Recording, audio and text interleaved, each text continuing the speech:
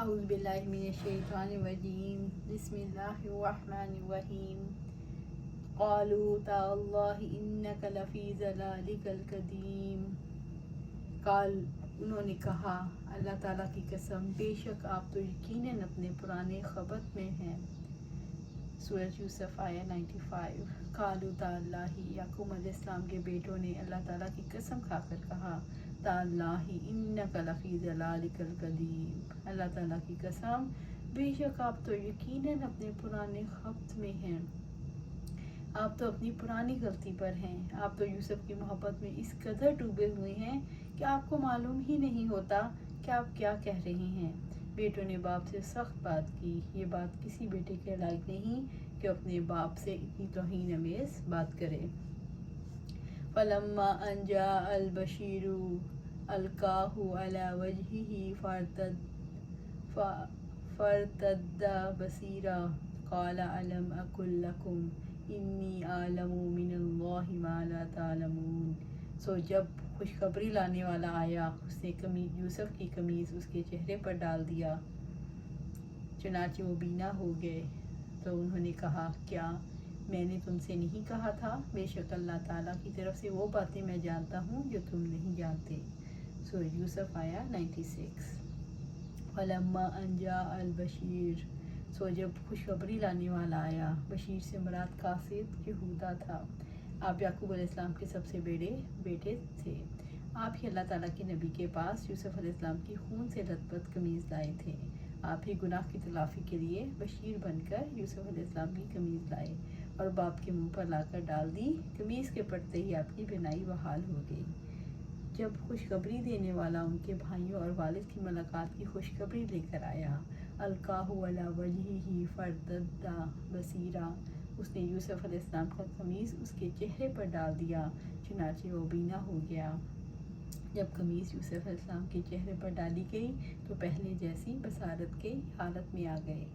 قال، انہوں نے کہا، یعقوب علیہ السلام نے ان لوگوں سے کہا جو وہاں ان کی رائے کو جھٹلا رہے تھے اور ان پر اظہار تعجب کر رہے تھے، الم اقل لکم انی اعلم من اللہ ما لا تعلمون، کیا میں نے تم سے نہیں کہا تھا کہ بے شک میں اللہ تعالیٰ کی طرف سے وہ باتیں جانتا ہوں جو تم نہیں جانتے۔ یعقوب علیہ السلام نے اللہ تعالیٰ کی نعمت پر خوش ہو کر اپنے بیٹوں سے کہا کہ میں تو تمہیں شروع سے ہی یہ کہتا تھا کہ مجھے اللہ تعالیٰ کی طرف سے وہ باتیں معلوم ہیں جنہیں تم نہیں جانتے۔ یہ اس قول کی طرف اشارہ ہے، وَأَعْلَمُ مِنَ اللَّهِ مَا لَا تَعْلَمُونَ، میں اللہ تعالیٰ کی طرف سے وہ کچھ جانتا ہوں جو تم نہیں جانتے۔ سورۃ یوسف آیہ 86۔ میں تو یوسف علیہ السلام کے ملنے کی امید رکھتا تھا، مجھے معلوم تھا کہ اللہ تعالیٰ یوسف علیہ السلام کو میرے پاس لائیں گے اور غم کا یہ دور ختم ہو جائے گا۔ قالوا یا ابانا استغفر لنا ذنوبنا انا كنا خاطئین، انہوں نے کہا اے ہمارے ابا جان، آپ ہمارے لیے ہمارے گناہوں کی بخشش کی دعا کریں، یقیناً ہم خطا کار تھے۔ سورۃ یوسف آیہ 97۔ قالوا، یعقوب علیہ السلام کے بیٹوں نے کہا، یا ابانا استغفر لنا ذنوبنا انا كنا خاطئین، اے ہمارے ابا جان، آپ ہمارے لیے گناہوں کی بخشش کی دعا کریں، یقیناً ہم ہی خطا کار تھے۔ بیٹوں نے باپ کے سامنے اعتراف جرم کیا اور ندامت کا اظہار کرتے ہوئے کہا، ہم سے واقعی بڑی خطا ہوئی ہے، ہم نے آپ کے ساتھ جو سلوک کیا اس کی وجہ سے ہم خطا کار ہیں، آپ اللہ تعالیٰ سے ہماری گناہوں کی معافی مانگیں۔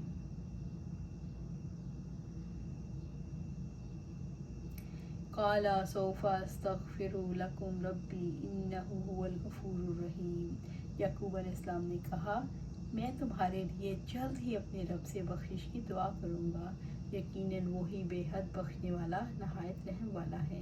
سورۃ یوسف آیہ 98۔ قال، یعقوب علیہ السلام نے بیٹوں کی ندامت محسوس کر کے کہا، سوف استغفر لکم ربی، میں تمہارے لیے جلد ہی اپنے رب سے بخشش کی دعا کروں گا، دعا قبول ہونے کا وقت آنے دو، میں اپنے رب سے تمہارے گناہوں کے لیے استغفار کروں گا، انہ هو الغفور الرحیم، یقیناً وہی بے حد بخشنے والا نہایت رحم کرنے والا ہے، وہ خطاؤں کو بے حد بخشنے والا ہے۔ मेहरबान है, जो भी सच्चे दिल से तौबा करता है वो इस पर रहम फरमाता है, इसके गुनाह माफ़ कर देता है। मुझे उम्मीद है वो तुम्हें माफ़ कर देगा और तुम्हें अपनी रहमत से ढांप लेगा।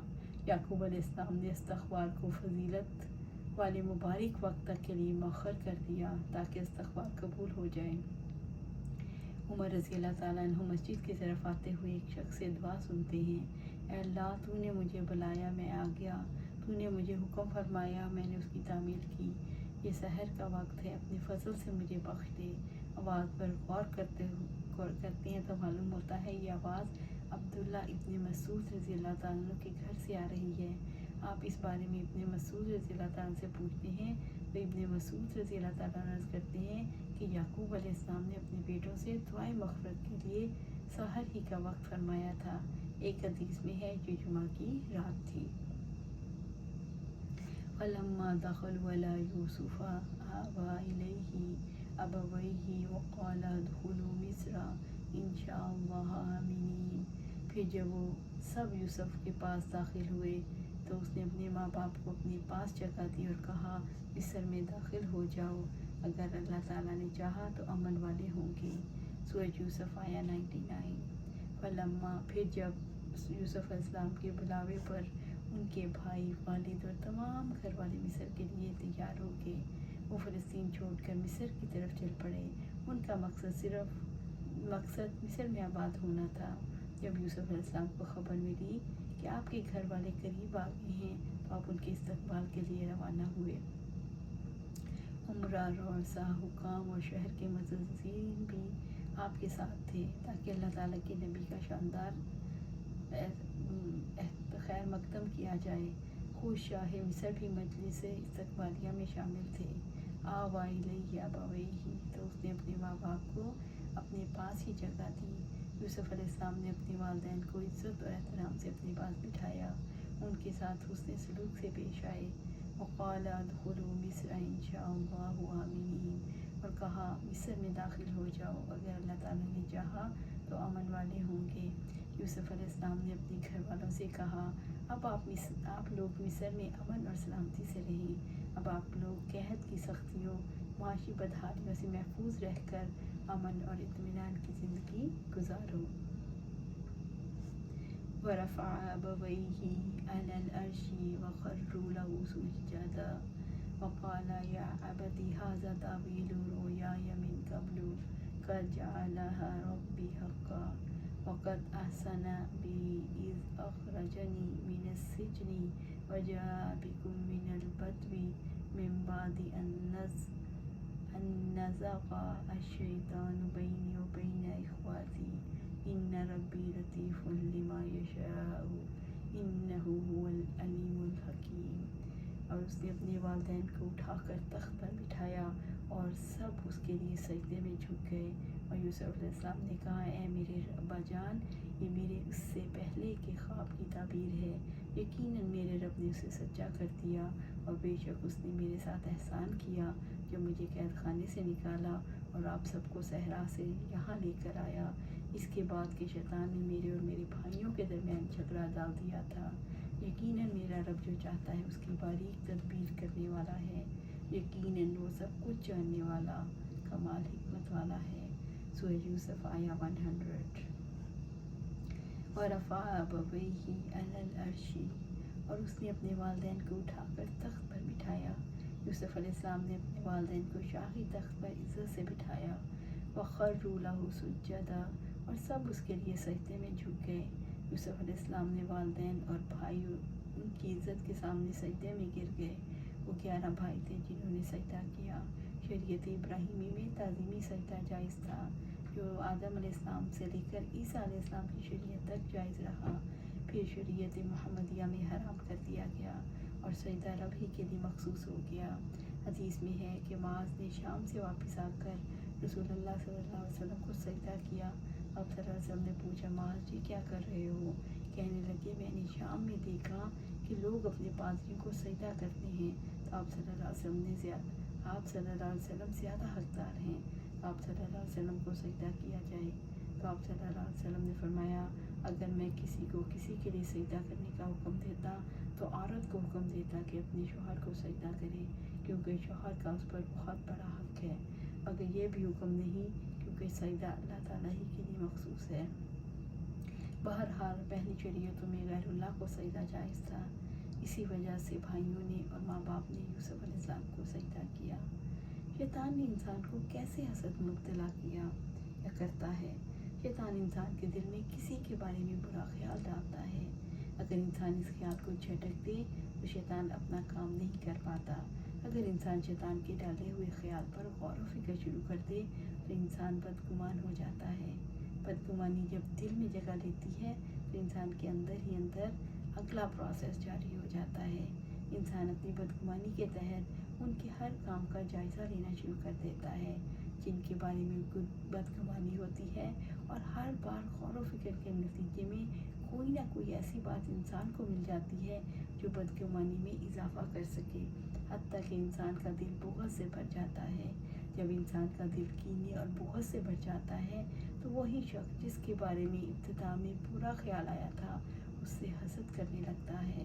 انسان جب حسد کی آگ میں جلنے لگتا ہے تو کسی نہ کسی طرح سے اسے نقصان پہنچانے کی کوشش کرنے لگتا ہے جس سے حسد رکھتا ہے۔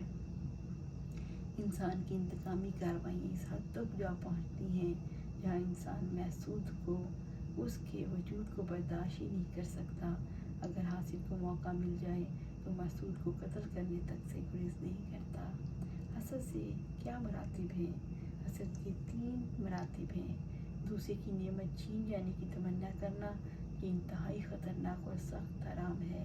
کسی کے لیے یہ تمنا کرنا کہ وہ ہمیشہ نعمت سے محروم رہے، یعنی انسان یہ تمنا کرے کہ اللہ تعالیٰ کسی کو کسی نعمت سے نہ نوازے، بلکہ جو جس پریشانی میں ہے وہ اس میں مبتلا رہے، یہ بھی حرام ہے۔